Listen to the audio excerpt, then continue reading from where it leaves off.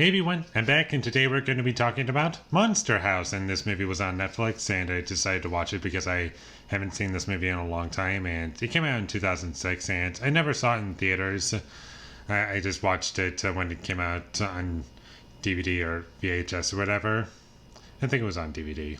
And I used to watch this movie a lot. And one of my biggest reasons for wanting to watch it, or at least insert the disc into the player, was that on like one of the featurettes or something, there was like you could watch some trailers, and it had the trailer for Spider-Man 3, and I would just watch that all the time because I was so excited for that movie at the time. And I was a big fan of Spider-Man also back then. But anyways, side point, and I'm getting a little off track. Monster House, overall I thought it was a decent film. I liked what it was kind of going for, and it's basically just a kid's horror movie that's like trying to recapture the imagination of a child and like have fun. It's playful, and like sometimes it's supposed to kind of scare you a little, but also make you laugh, and I thought the movie was pretty funny at times, and the character Chowder, I thought he was pretty funny, and he was just there for comic relief, and I thought he was a good character, and he was funny, and the characters in this movie, there's not much to them. You pretty much get who they are within one scene. Like the opening scene of the movie, it introduces you to like most of the characters that you will see in the film, and they don't really give much development to the characters after that point.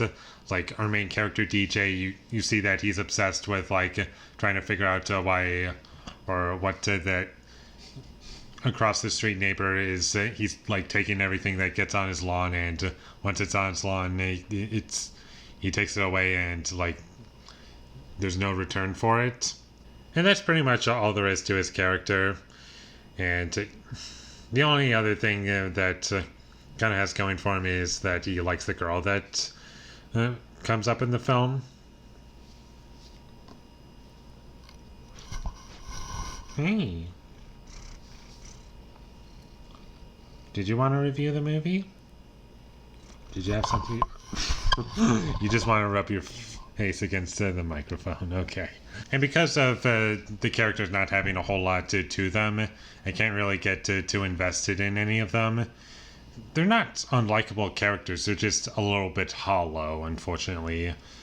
But there's still lots of fun to be had. I like the tone of the movie, and sometimes it is kind of a horror movie, like for kids, and I don't think it's too scary to the point where kids can't handle it, and it's always very clear as to like what the movie is going for tonally, and it has a fun energy to it, and I like it overall. And the animation in the movie, when it's not human characters, they look fine.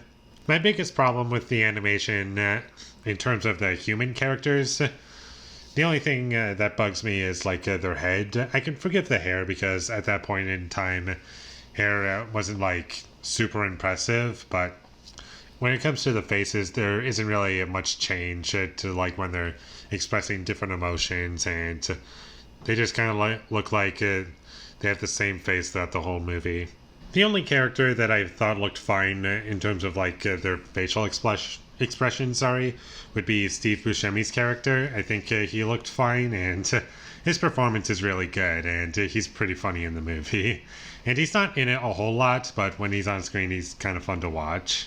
And most of this movie is pretty straightforward, and you get what it's going for, and there was one point in the movie where I was like, what is the plan here? What are you doing? It was kind of early on. It's like when DJ and Chowder were first going to the house to kind of investigate, and Chowder's like pretending to be choked, and I was like, what were you planning on doing?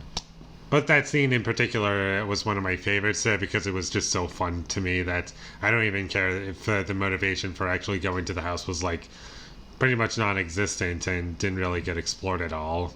And my biggest criticism would be that there were some conveniences in this movie that kind of bugged me, and the cop characters kind of just dragged the pacing to a grinding halt whenever they came on screen, and they were kind of annoying, and really a lot of the side characters are kind of annoying and just don't really add much to the experience, and I'm just left wondering why they were even in the movie to begin with.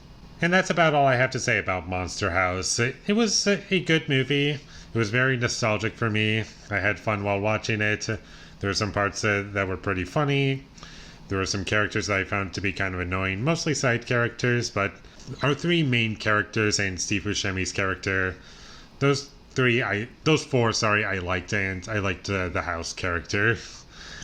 And it was fun. It delivered what I would want from a movie like this, and I would recommend that you check it out. And with all that being said, I'm going to give Monster House a 6 out of 10. Thank you for watching my videos as always. If you enjoyed this review, be sure to leave a like and comment down below what you thought of Monster House, and my social media links, they will all be in the description, so follow me there. And last but not least, subscribe to be a part of Foley Nation, and I'll see you when I get my next review up, and that is going to be for Dr. No, the original James Bond movie from 1962. So look forward to that, but until I get that up, thank you for watching and have a great day.